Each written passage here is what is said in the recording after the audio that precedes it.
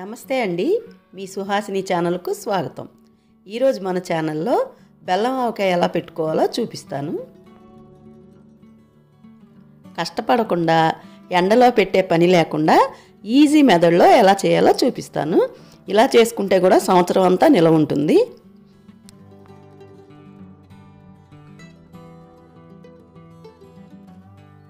తయారీ విధానం చూద్దాం. ఈ పచ్చడి కోసం కలెక్టర్ కాయలు తీసుకోవాలండి. ఇవైతేనే ఈ బెల్లం ఆవకాయకి బాగుంటాయి. మరి పుల్లగా ఉన్న కాయలు అయితే బాగుండవు. ఈ కాయలు నేను 5 కాయలు తీసుకున్నానండి. ఇవి 2 కేజీలు ఉన్నాయి. వీటిని ఇప్పుడు శుభ్రంగా కడిగి ముక్కలు కొట్టుకోవాలి. వీటిని శుభ్రంగా కడిగి తడి లేకుండా తుడుచుకున్న తర్వాత ఇలా మీడియం సైజు ముక్కలుగా కొట్టించుకోవాలి. ఇందులో జీడి పొర ఉంటుంది కదా, అవన్నీ తీసేసుకొని ఒక పొడి క్లాత్తో శుభ్రంగా తుడిచిపెట్టుకోవాలి. ఇప్పుడు ముక్కల్ని కొలుచుకోవాలి. కప్పు కానీ గిన్నె కానీ మీరు ఏదైనా తీసుకోండి, గ్లాస్తో అయినా సరే. 4 కప్పులు ముక్కలు అయ్యాయి నాకు ఈ 2 కేజీలు. చూడండి, ఈ కప్పుతో 4 కప్పులు ముక్కలు అయ్యాయి నాకు. ఇదే కప్పుతో మనం మిగతా ఇంగ్రీడియంట్స్ అన్నీ కూడా వేసుకోవాలి.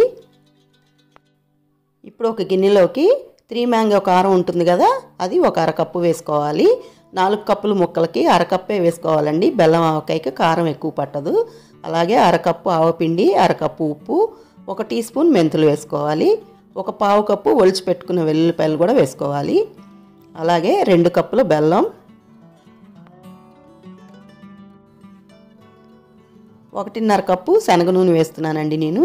మీరు పప్పు నూనె అయినా వేసుకోవచ్చు. నేను శనగ నూనె వాడతాను కాబట్టి అదే వేస్తున్నాను. ఇప్పుడు ఇవన్నీ కూడా ఒకసారి బాగా కలిపేసుకోవాలి.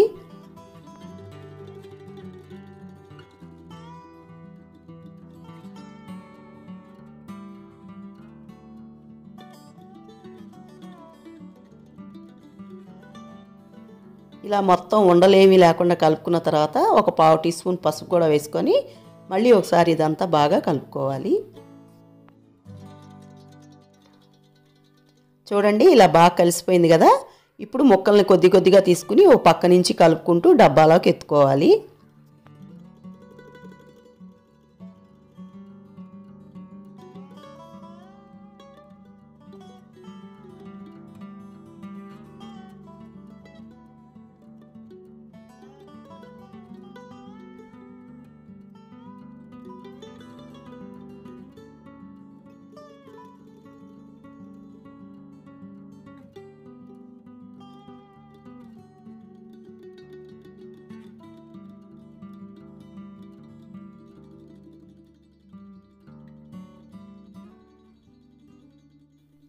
చూడండి, మనం వేసుకున్నవన్నీ కూడా ఈ ముక్కలకి ఇలా బాగా పట్టించుకున్న తర్వాత డబ్బాలోకి ఎత్తుకోవాలి. మనం డబ్బాలో వేసేటప్పుడు కూడా అడుగును కాస్త నూనె వేసుకుని అప్పుడు ఈ ముక్కలన్నిటినీ ఆ డబ్బాలోకి ఎత్తుకోవాలి.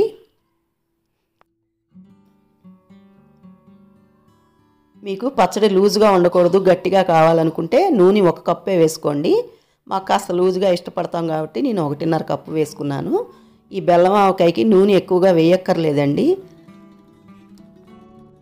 మీకు ఇలా కూడా వద్దనుకుంటే డ్రై ఇంగ్రీడియంట్స్ అన్నీ కలుపుకున్న తర్వాత ఈ ముక్కలు కూడా వేసేస్తాం కదా, ఆ 2 కప్పుల బెల్లాన్ని పొయ్యి మీద పెట్టుకొని 2 స్పూన్ల నీళ్లు వేసుకుని గట్టి పాకం రానిచ్చుకుని ఇందులో వేసి కలిపేసుకుని డబ్బాలోకి ఎత్తుకోండి. అలా కూడా బాగుంటుంది. అది ఇంకా గట్టిగా వస్తుంది మీకు పచ్చడి. అంతేనండి, ఈ పచ్చడి మొత్తం ఇలా డబ్బాలోకి ఎత్తుకున్న తర్వాత మూత పెట్టుకుని ఒక 3 రోజుల పాటు పక్కన పెట్టుకోవాలి.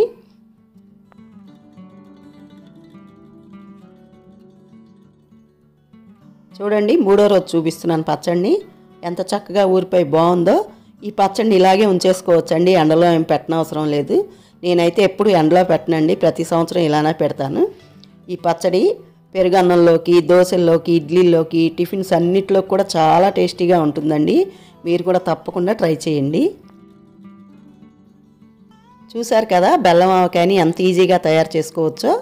ఈ వీడియో కనుక మీకు నచ్చినట్లయితే లైక్ చేయండి, షేర్ చేయండి, సబ్స్క్రైబ్ చేసుకోండి. మరో మంచి వీడియోతో మళ్ళీ కలుద్దాం. నమస్తే.